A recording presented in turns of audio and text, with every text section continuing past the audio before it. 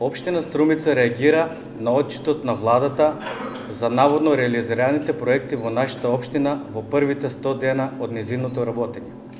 Имено, во таквиот отчет, меѓу другото, стои дека Агенцијата за млади и спорт во Струмица гради игралиште со вештачка трева по европски стандарди.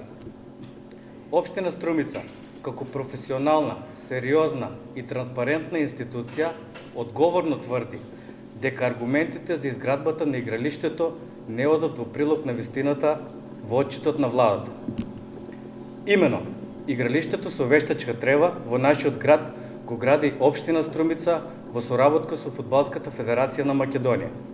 За нештата да бидат појасни, треба да се знае дека на товар на општината одат сите градежни активности, како што се адаптација на теренот, приклучување на водоводната и електрична мрежа, оградување, осветлување, поставување на трибини, рефлектори и собликувални.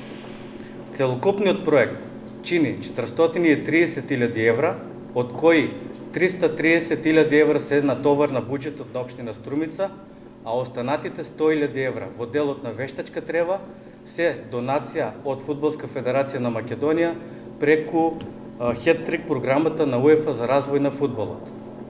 Тоа значи дека Агенцијата за млади и спорт се јавува само како иницијатор, а во изградбата на игралиштето, а во истото нема вложено ниту еден денар.